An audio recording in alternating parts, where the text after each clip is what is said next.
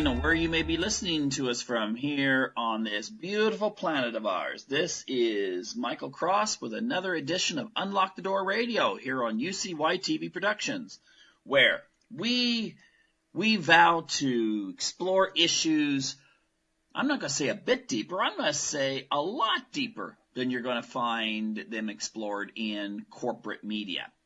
And today, we are going to explore the issue of creativity and psychopathy. But before I begin, I encourage people to come and check my website out where I deal with these kinds of subjects at michaelcross.net, and also my YouTube station at, Michael Cross, and that'll be the one that will come up that'll say Michael Cross and then / Freedom from Conscience, the title of my book series.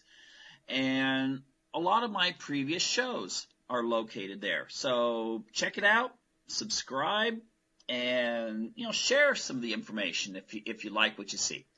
Anyway, like I said, I want to deal with this issue of creativity and psychopathy. And what inspired me on this was an article that I found. And it was in let's see the exact date there.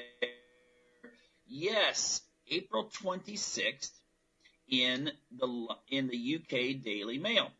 And the title of that article, if you want to go read it yourself, is, "Are you creative? Then you're probably a psychopath. Dark personality traits play a key role in making people more artistic." Now, the thing is, the reason why I wanted to deal with this is I have studied this topic of politics and psychopathy, relationships and psychopathy, and I've tried to deal with this in a balanced approach. Why is it that we still have psychopaths? If it's such a destructive personality disorder, you would think that it would have been eliminated by the process of evolution. It hasn't. At the same time, you would, if you don't really get into evolution as being the 100% explanation for things, then why do we have people created as psychopaths? That doesn't make sense, does it? Well, the thing is that you have to look at it in a comprehensive manner.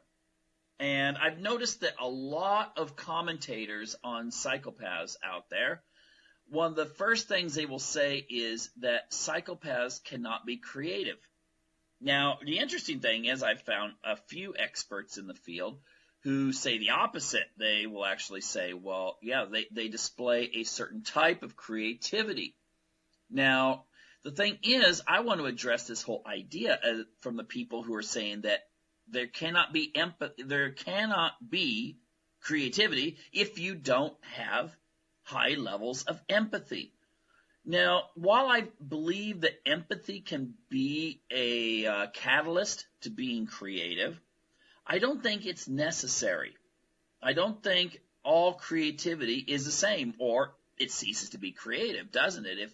If every creative action is the same, it's not creative. So, the thing is, I think we have to really kind of get into the idea of what is creativity, and then look at the traits that might actually promote creativity within creative psychopaths, okay? So, let's just begin. I think actually one of the most general definitions of creativity is something that would encompass making something new or something that's groundbreaking or stands out from the norm. Okay? I mean, if you just copy, if there's, let's say, you copy a picture of the Mona Lisa, and you do it fantastically. I mean, you get every single detail down. Is that creative? No, it's copying something that someone else created. Now, if you can add something to it, I don't know, make the Mona Lisa into some sort of alien or something, that could be creative. That could be interesting. But then that would be something that would be different. So creativity does not necessarily mean that all artists out there, all performers out there are creative. because they aren't. They may be able to copy something. They may integrate a slight difference in the way they do it, but that does not mean that they are necessarily highly creative people. So if you see someone reenact something that was, I should just say this. If someone can play Wagner on a violin really well, okay, or Beethoven on a piano, and they could do it wonderfully. That doesn't mean they're creative. It means they're talented, okay? Creativity and talented can be two different things. So what is it that would enable a psychopath who, I point out many times, does not totally lack empathy, but has it on a diminished scale? Okay, it might be something to the effect that if you're on Wi-Fi, and I just got back from a lot of traveling around the world recently, and believe me, Wi-Fi becomes very important when you're trying to connect on the internet. And the thing is, you go to one location, and the little bars that are down there at the bottom right hand of your screen, well, let's say there's 5 bars. Yeah, I think there's 5 there. Yeah, there's 5 bars. I never even noticed that. Anyway, and let's pretend the 5th bar means you're a highly empathetic person. I mean, you're just tapped in there and ready to go. You can feel what other people feel really easily. The 4th bar, let's just say the 5th bar would be like if you scored, 0 to 5 on a psychopathic scale. Okay, so you got a lot of empathy, or at least you don't have a lack of empathy. Now, 4, you're still there, very high. A 3, maybe you're kind of average or so. A 2, you don't have that much empathy. Think about it. You go on the internet when you got a 2, and it takes a little while for that internet page to load. It takes a little while for, you can't play some games and stuff. I mean, you've got very poor connection. And a 1, it's there, but oh my gosh, it's going to take forever even to download your email. So the thing is, that's where I would place psychopathy. If you score on the psychopathic scale, which is a 0 to 40 measure, and you score, let's say, a 20, I would say you're probably on like that 2nd bar. A little higher than 20, maybe you're on the 1. Maybe if you score a 40, you're down there with nothing or barely anything measurable, but it is a scale. And so you can have psychopathic traits and still be getting a score of even 15 or 20. Anything above 20, you're starting to push into the range of psychopathy. Depending on which country you are, 25 or 30 labels you a psychopath. Now, let's take a look at what the article said here. And I think it's quite interesting that what they said in the UK article was that psychopathy can, quote, they say it can help them make bold choices that are often associated with the best art or performances. Now, bold choices, that can be very interesting because it keeps going on here. Writing in the journal Personality and Individual Differences, the researchers said, we argue that emotional disinhibition in the form of psychopathic boldness is actually integral to some creative personalities and functionally related to the creative process. That reminds me, if you get a chance, look up my interview with Dr. Scott Lilienfeld. He's an expert on psychopaths, and he's dealt with psychopathic boldness. And you can look, the title of that interview was Dr. Scott Lilienfeld, Psychopaths, Heroism, and Fearless Dominance. Okay, the idea that sometimes it's heroic people score high on psychopathic traits. And a lot of times that's because they don't conform to the norm in society. Even though he doesn't talk about it, I don't think, I haven't read his book, but I saw the lecture that is on the internet. Zimbardo, when he's talking about breaking forth against the social norms to do something heroic. I think his book's, I can't remember the name, the Lucifer Effect or something like that. It has the name Lucifer in it. And the idea that people that just kind of conform and do what they're told every day are going to be less likely to break social norms when it comes to helping someone. And that is a very important factor that it's kind of surprising that because it goes counterintuitive to what we would normally think. But again, check up that interview I did, the Dr. Scott Lilienfeld, Psychopaths, Heroism, and Fearless Dominance. You can just Google that if you want, and you'll find it. Anyway, now, what I would like to do is go over some of the personality traits.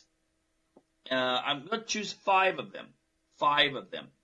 And let's see here. My Skype went out a little earlier, so I have to go back into the site itself. And Psychopath test. You can check out this test here. Just type in Arkanside test for psychopathy. It's quite interesting. The questions seem to be the same questions I've seen on many psychological pages dealing with psychopathy. But I'm going to choose 5 of these that I think could be like the pro-social aspects of psychopathy. Okay, not the negative ones that could actually hinder someone in their personal progress and their creativity, and also, of course, are usually associated with all those nasty traits that we think of when it comes to, politicians who are psychopathic or high in psychopathic tendencies. But also, we got to look at the 5 that could be negative in one respect. I think all personality traits are a double-edged sword, and which could be positive. So, let's take a look here. Now, there is first the topic of grandiose self-worth, and that refers to the idea that the person, they're kind of like, they're seeing themselves with this inflated view of their abilities and their self-worth. They're self-assured. They believe in who they are. This kind of goes into narcissism too, which I'm going to talk about in a future program in regards to this presidential race. Now, yes, psychopaths tend to be arrogant. They tend to see themselves as superior and so forth. But ultimately, you've got to look at the fact that also is involved in that is they have a belief in themselves. Okay? Now, whereas this could be seen as something negative in a relationship if you're married or dating a psychopath, and they're very arrogant about them being kind of the center of the universe. The thing is, this also can have something to do with creativity, in that if they believe that in themselves so strongly, they're going to be more likely to do things that are different. Okay? Now, I think it's very interesting. I heard this one educational expert speaking one time, and he said that if you ask a group of 6-year-olds what they do best, they'll say, oh, I can draw pictures. Oh, I can dance. Oh, I can sing. And then you ask those people when they are 16 years old what they can do best, and very few of them will write those things down. It's not because suddenly they've just chosen different things to be good at. It's because society has taught them from a very early age that if you're not on TV, if the powers that be have not chosen you as the example of the best, then why even bother? You see, we have a society in which many times we think, oh, well, if someone's on TV, they must be the best. If a certain musical style or a certain instrument or whatever, or a certain book is out there and it's getting a lot of attention on TV, that automatically means it's the best. And that is not true.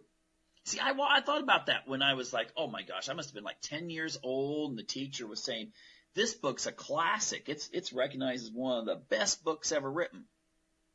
I read it, it was pretty good. But then I thought, there must be millions of books out there. Who chose which books are the best? And then as you get older, well, if you think about it, most people don't ever give it any thought. If you get older, you start thinking, well, wait a minute. It's certain people who have influential positions in education, media, society in general, and they're the ones who tell us what songs, what paintings, whatever else is the best. Okay, I made reference to the Mona Lisa just because I wanted to bring up something that everyone had a visual image of. Now, is that painting one of the best ever done? I don't know. I think it's ultimately up to the individual to decide whether that is one of the best paintings ever done. But the thing is that the kids, when they reach 16, have been thoroughly indoctrinated into the idea that this is what's best. This is what wins. It can involve talent shows even. It doesn't have just to be the mainstream corporate media. It can be talent shows that will, someone gets votes over someone else. The people that don't get all, the highest votes, they just kind of give up. Psychopaths are not as likely to give up. They don't respect the media. They don't respect authority figures. They don't respect the decisions made by the experts. So in that sense, it's an advantage to have psychopathic tendencies if you are to pursue the things that you feel are better or the best. So the thing is that if you have a situation in a society in which everyone just kind of agrees on a consensus basis and chooses what is and what isn't of quality, then that's not a very creative society either. And so when someone does come along and say, hey, I think I have something that's better, then obviously that person may score high in psychopathic abilities because it's hard to go up against the norms. As Nietzsche said, it's very difficult to be an individual. It's very difficult to go against the tribe. But those that do will gain a certain level of respect for themselves. So anyway, let's go on here. Another trait, need for stimulation or proneness to boredom. Okay? Now, what's interesting about that is that this means that they're going to be more likely to go after novel or thrilling or exciting stimulation. That means they're going to be taking chances, looking for new adventures. And of course, this is associated with creativity. Okay? Yeah, sure, they have low self-discipline. And they often will give up on task. That's mentioned here. But ultimately, they are the kind of people who will start something. They will try finding something to break the dull monotony that may exist in modern society. And so again, a person who scores low on psychopathy, they may get bored too, but they're going to be less likely to break new barriers. Okay, they're going to go out against what is considered proper or decent. I've noticed people say that art that comes from highly religious people tends not to be as creative. Now, it used to be back in, come on, you just got back from Rome.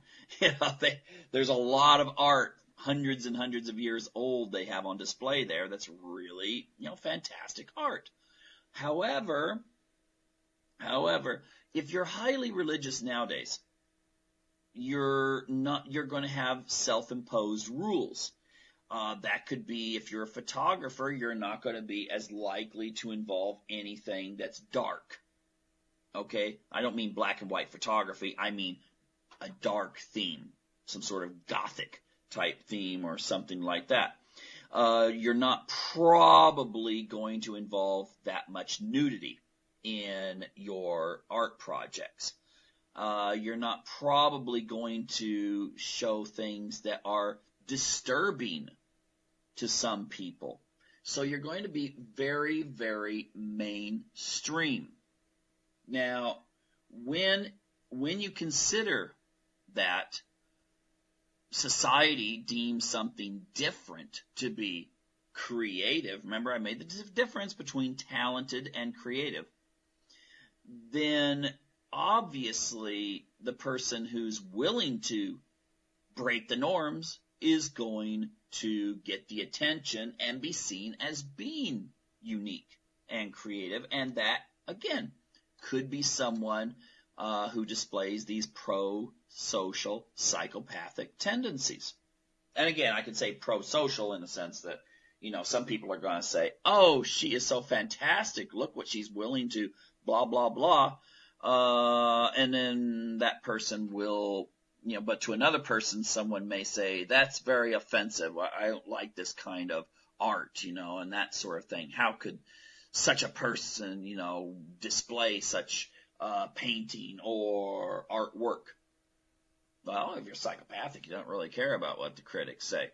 And you continue, and you're not going to be one of those people that's just going to kind of give up as time goes on. You're going to continue. Now, of course, you need that narcissistic supply. You're going to want people to say, hey, you did a fantastic job here, because that is a part of psychopathy. But, still, you're talking about traits that most people see as negative. Okay? Psychopathy and narcissism, people see those as negative.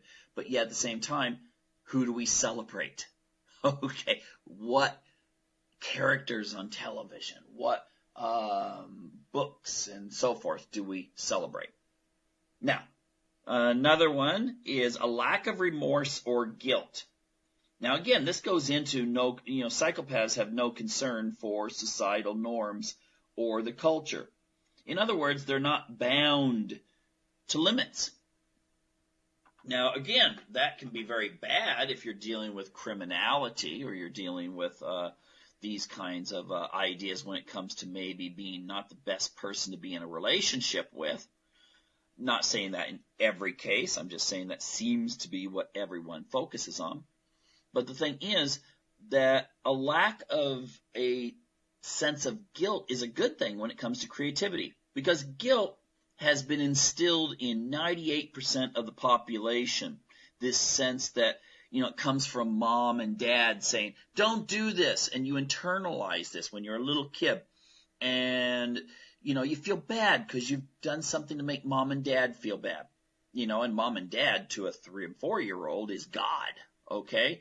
So you've made mom and dad unhappy and sad, and you internalize that, and you're like, oh, I'm such a bad person. Until you get some sort of confirmation that now you do something good to compensate or to rectify the situation. Then mom and dad say, thank you very much. Yay, you're a good kid. And then, of course, that gets projected onto your teachers, your Sunday school teachers, rabbis, imams, whatever, when you are young. And then it gets projected onto the general society. So most people, if they do something that would be considered provocative, would feel shame. They would feel guilt. Oh my gosh, I've made people feel like, bad. I've made people feel like I'm a bad person, or I am immoral, or I have done something that is distasteful. And the thing is, when it comes to creativity, of course, you're also breaking new bounds, and that's going to get a lot of negativity. But the thing, I'm not saying that every time someone breaks the bounds that that's necessarily good, but you can see now where maybe a psychopath would be more likely to do something that suddenly catches people's attention, and then people are thinking, how come no one else thought about that? How come they how could they have written a book like this? It's so different than other books. Okay? Well, obviously it's because they don't care about the reaction. They want some positive reaction and feedback for that narcissistic supply, but they're not concerned with people that are going to be critical and say, oh, I think this is to this or to that.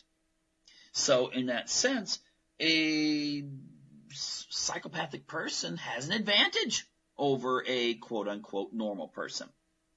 So again, not everyone who has these kinds of tendencies I've been talking about now are necessarily psychopath, but it is a psychopathic trait, something that's listed in there. So again, you could score higher than average. Now, another trait is the idea of realistic, realistic a lack of realistic long-term goals. Now, how in the world does that fit into psychopathy and creativity? Easy. Do you realize that, there's probably, I would say, people have ideas. Someone that has an idea for writing a book, for instance. There may be, let's say, out of 100 people, maybe, I'm just making this up, maybe 30 of them in 100 come up with an idea on, it'd be really neat if someone would write a certain book with a certain theme. But of those 30 people, it's not even going to be 1% that actually will sit down and write an outline of this proposed book. Let's pretend that instead of that 30 people, we now go down to 0.1% of that original 100. Okay? So maybe 1 in 1,000 people actually sits down, and I hope I did my math right there. If I didn't, I'll blame it on Common Core. Anyway, you got, let's say one out of 1,000 actually writes the idea down in such a way that here's my outline. Now, out of that group, only a tiny percentage are going to actually start writing a rough draft. And then out of that group, there's going to be an even tinier percentage that after it's done will actually submit it to some sort of publisher. So ultimately what we wind up with, still we get millions of books because we got 7 billion people on this planet. But most books never get published. And the vast majority of ideas for books never come to fruition. They never actually even get written down on paper. Or, I guess it should be more modern, never wind up in a Word program or something. But the thing is that anyone will tell you that when it comes to writing, it's the people that are the most persistent that get published. It's the people that really, really, really, go out there. And if it doesn't get published, by golly, they're going to publish it themselves. Okay? And if they do publish it themselves, the ones that really will try to promote themselves will at least get some sales. But ultimately, very, very, very, very, very, very, very few books that are written will wind up on the daily talk show on TV. And often that's because they're the author is in some way associated with a publishing firm that may be owned by one of the big networks that will put him or her on. So, again, a person with high psychopathic ability just doesn't listen when people tell them, why do you want to write? Why do you want to be an artist? Why are you continuing with this whole music thing that you've got going?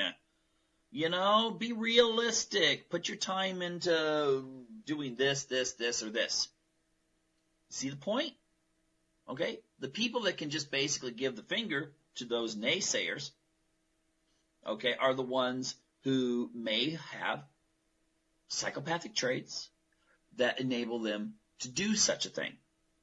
So that is a positive side there that could be encouraging. Now, another one, impulsivity.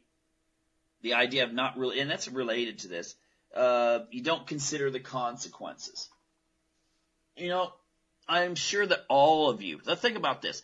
Have you ever written something on, Facebook or some sort of social media, And then a few minutes later, you're going, oh my gosh, I should not have done that. And then you run back and then you open it up and someone's already responded and quoted you. So therefore you can't take it back. You're stuck and you feel like, oh, great. Now everyone's going to think I'm an idiot. If you have a higher level of psychopathy, you're not going to necessarily feel that way. You're going to maybe think to yourself, I don't care. I'm just going to do it. And you do something just at the spur of the moment. And maybe that's what it takes to, break a boundary somewhere that does get recognized as being creative. So maybe sometimes what you had in mind changes. I've talked to a lot of people that have written books and they'll say, oh, I know this for a fact with myself even, that you do an outline for a book. And then as you're writing, all of a sudden, for one reason or another, you write in a scene. And you go into a lot of detail and you just continue. And then afterwards, maybe you look at it and go, maybe I should get rid of this scene. Maybe it's gory. Maybe it's sexual. Maybe it's in some way other way disturbing to some people. And I think actually the creative person, or at least the psychopathic one, is going to think, I'm going to leave that in there because I like it. Why not get people thinking? And whereas more conventional people will look at it and erase it and start over.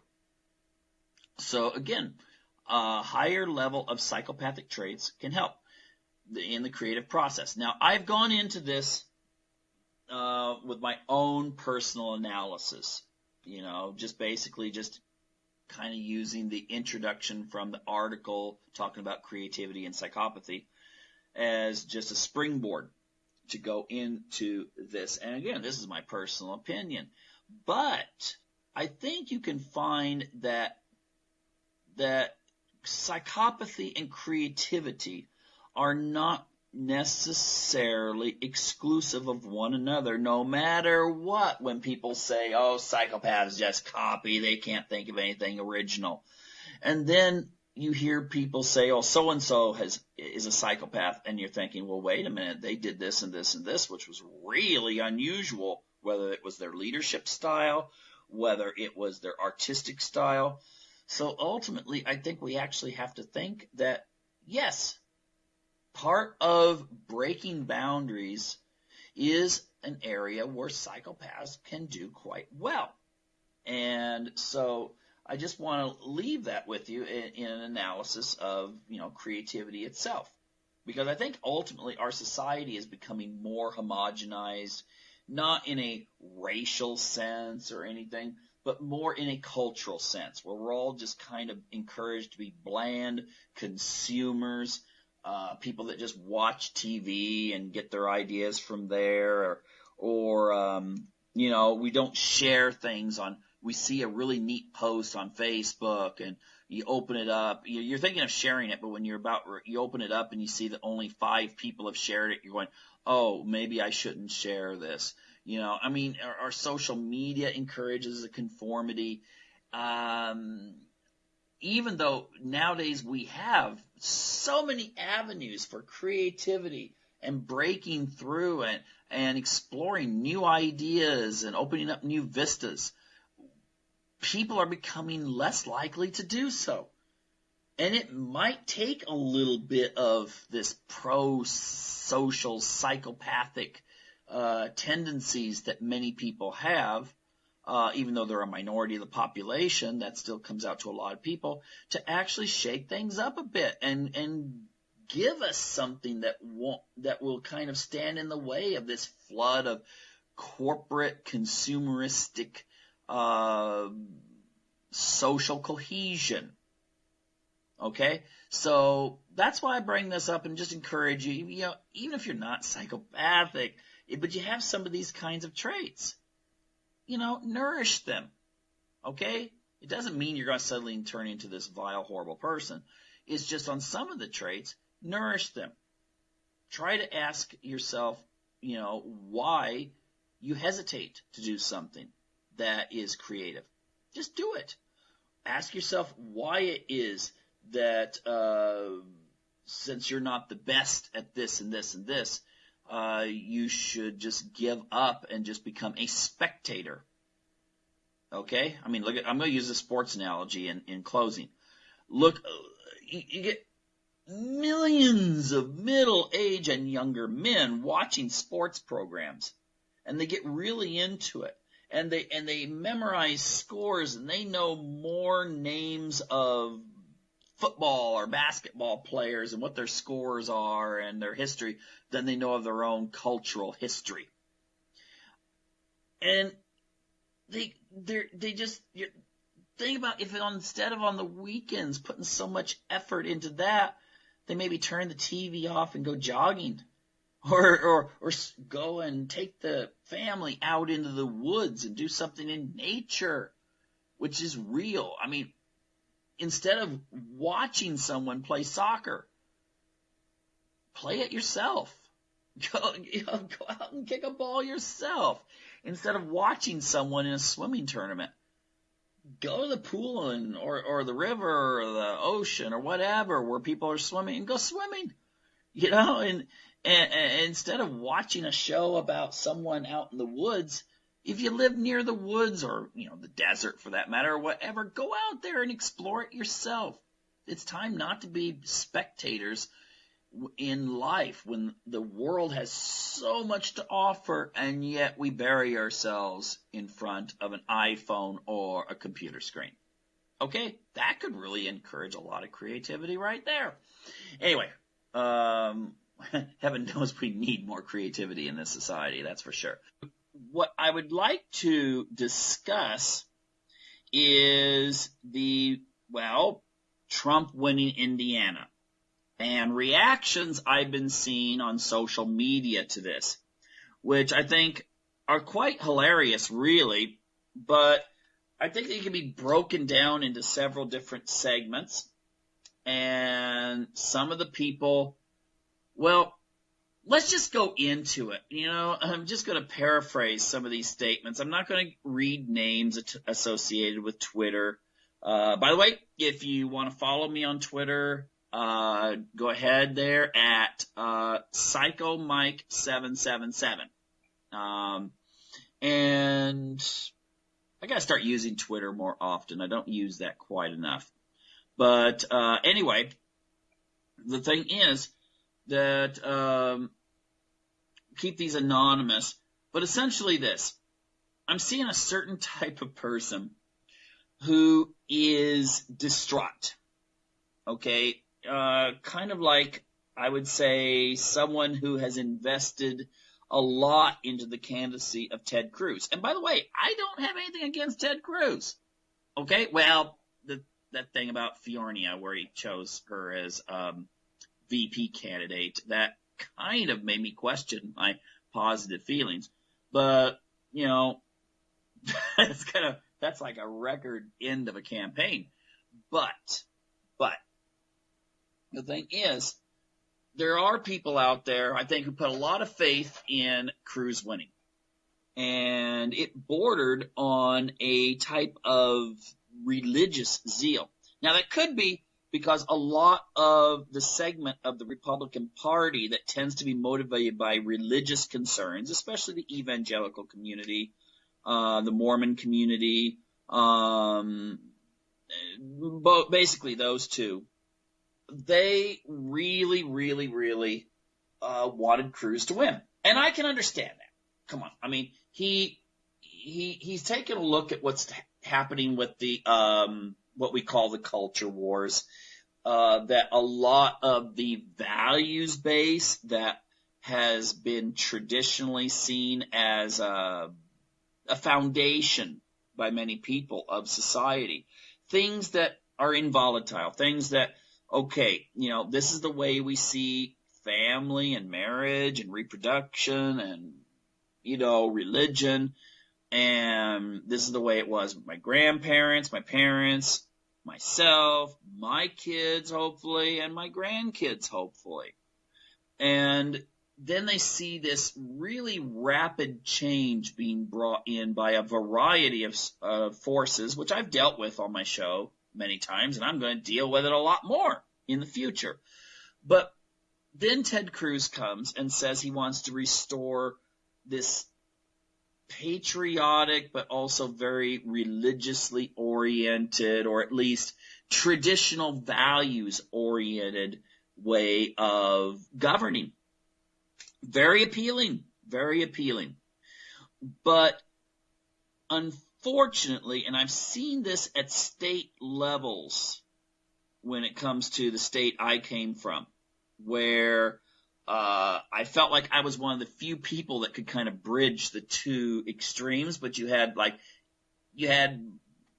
establishment Republicans, you had kind of people that just kind of considered themselves middle class, middle of the road Republicans, all of them, active in their own religions. But then you had the group that was like, this was a kind of a social values sort of battle.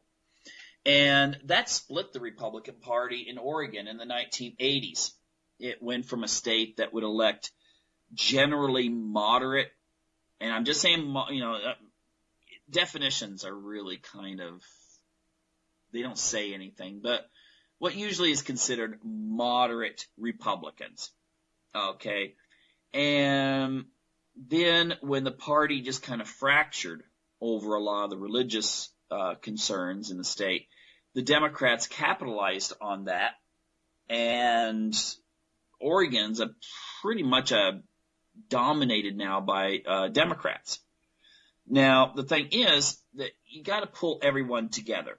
But the thing is, often I think the religious wing is somewhat, judgmental towards the people who might be different than them or motivated by different concerns. Or maybe you have a candidate like Trump who's divorced or is kind of associated with television, reality TV, this kind of thing. And so maybe there's this sense of, he's not one of us.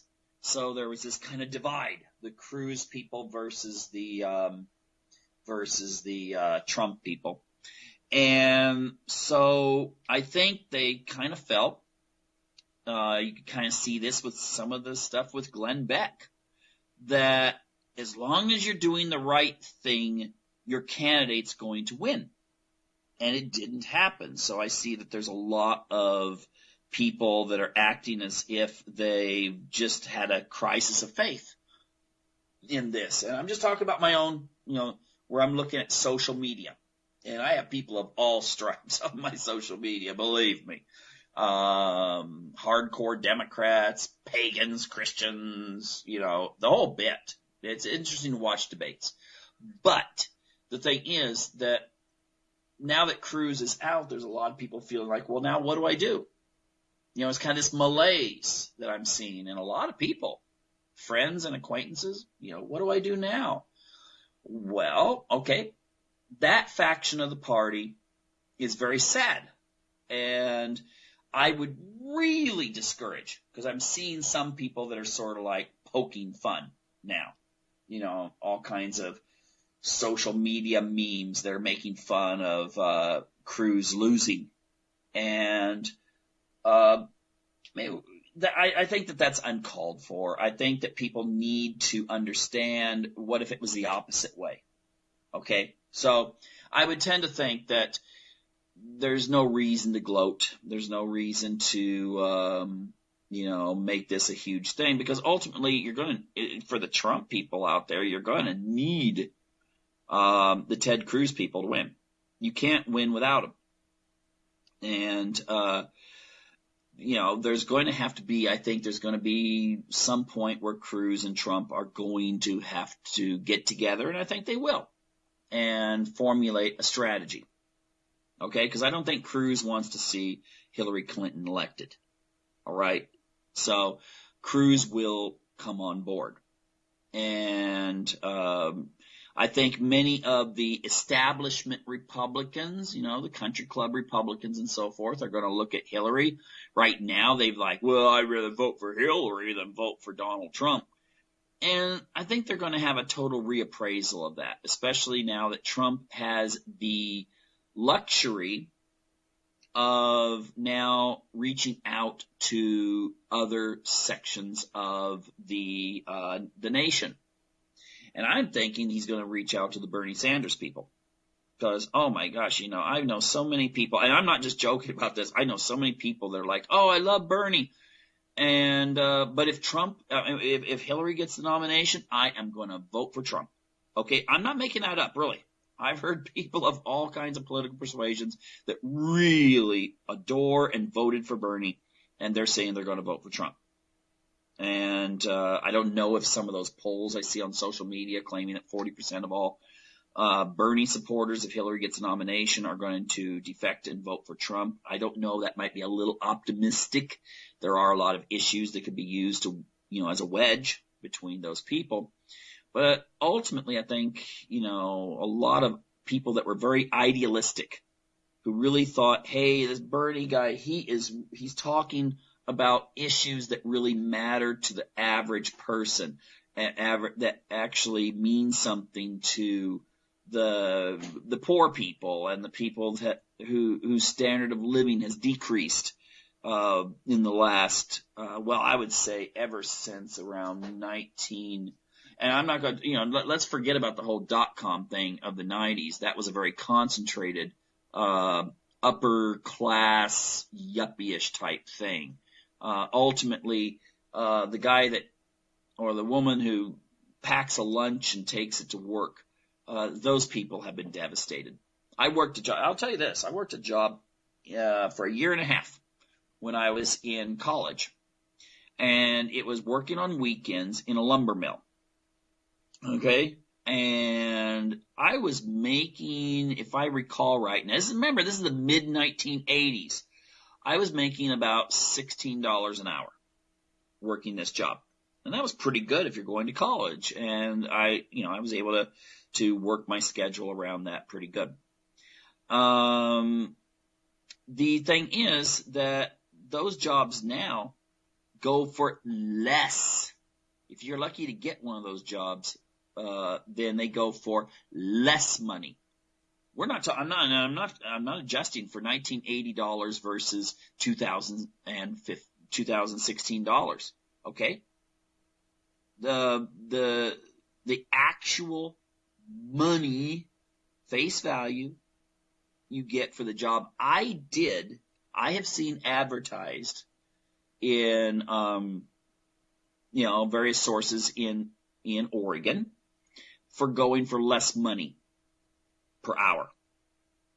And so the thing is, the segment of the working class that is supporting both Trump and Bernie to a large degree, it's not all just whiny rich kids, on college campuses. It's not.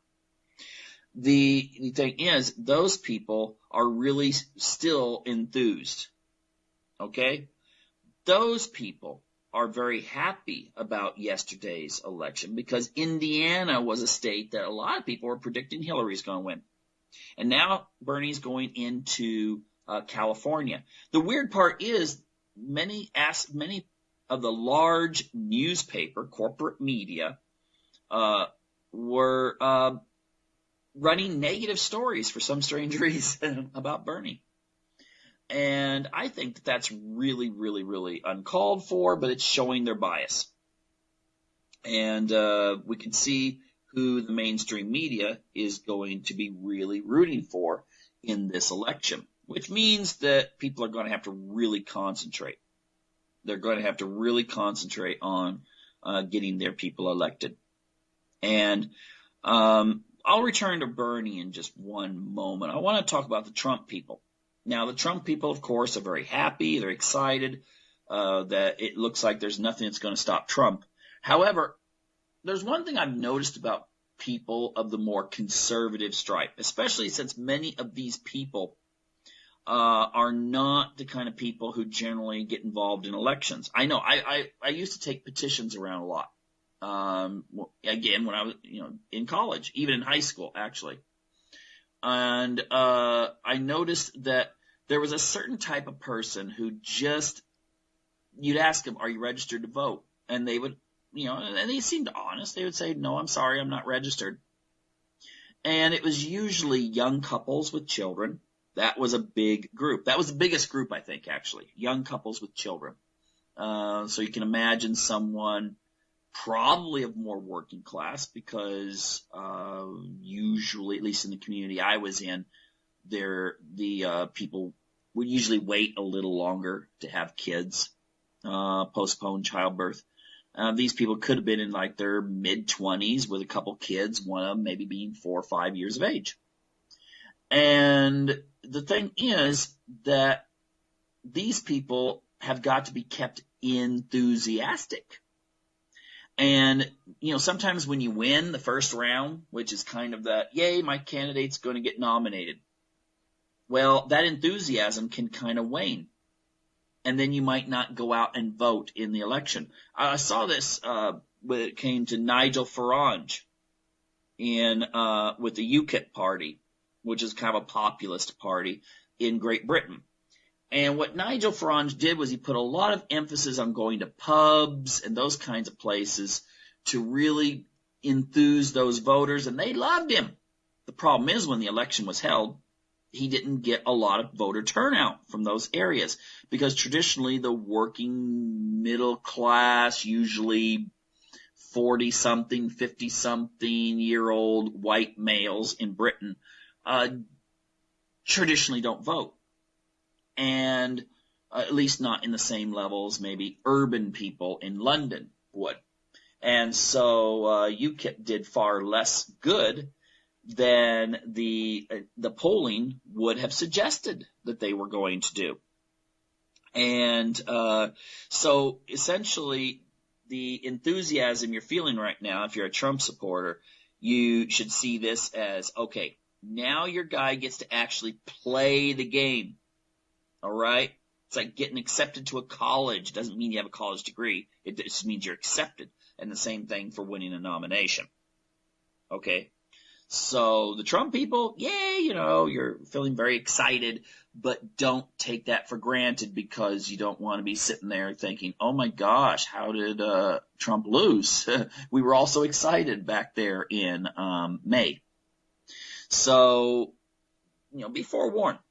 Now, the Bernie people, I'm holding out a possibility that Bernie could get the nomination. Oh my gosh, the Democratic establishment will have a total meltdown. More so than the Republican establishment will have with Trump.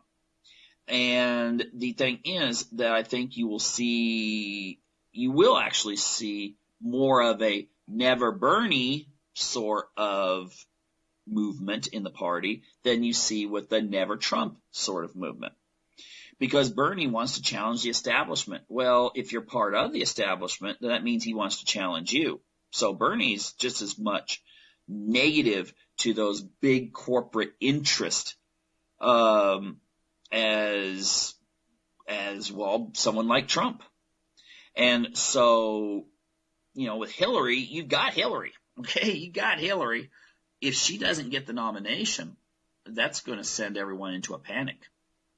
And so that'll change the dynamics. And I think possibly that Bernie Sanders could actually beat Trump because I was talking to someone today and his first experience in politics working for Bernie. And he said, I've been reading and reading and reading, and it seems that Trump and Bernie Sanders have more in common than Bernie and Hillary.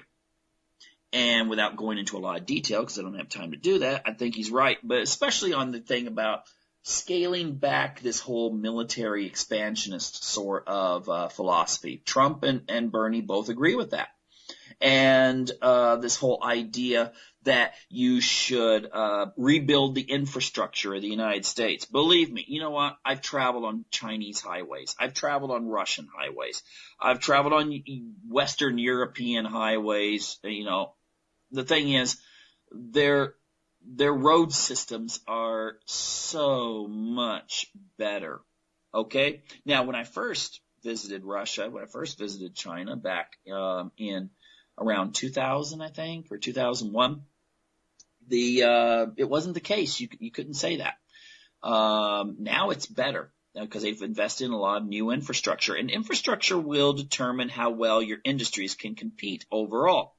And the American infrastructure, would you build a house under, if you had to, would you actually put a cabin or camp out under an American bridge?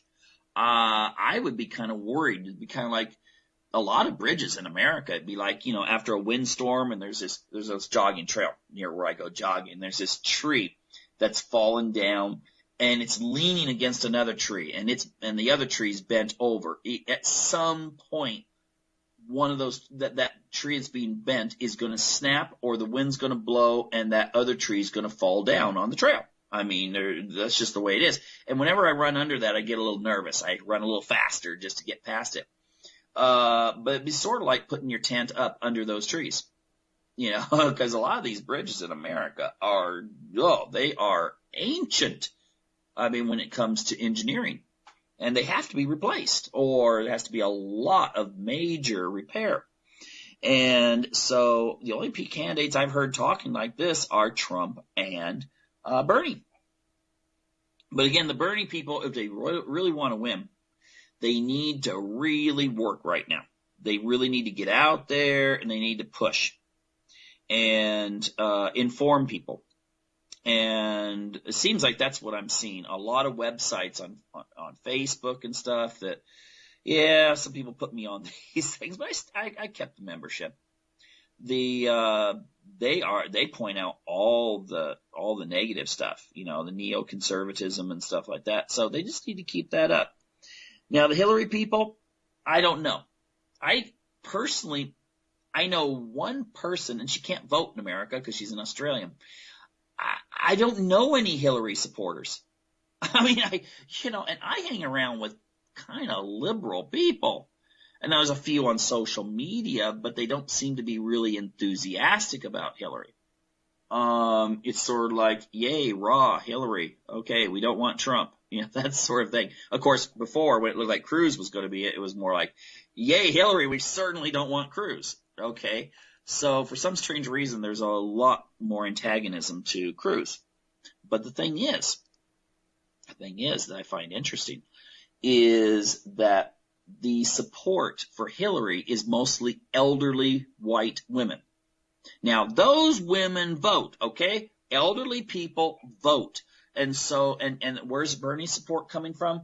It's coming from the under 30s, primarily males. These, again, are like the Trump supporters. The young couple with kids who, politics isn't so meaningful to their life. Well, it really is meaningful, but they don't realize it. So the thing is that Hillary has a very loyal fan base. Women that were coming of age during the 1960s. The flower power and the let's question everything sort of approach to life. And so coming into California, there's a lot of those people. And so Bernie's going to have to make sure he keeps his message strong and clear and concise and trying to win those people over. Well, anyway, that's just an analysis, some of the stuff I've been seeing out there and people commenting. And, it's not over till it's over. But essentially, this is shaping up to be a very interesting election. Anyway, hope you have found this an interesting show. And I hope you'll come back next week for another edition of Unlock the Door Radio here on UCY TV Productions.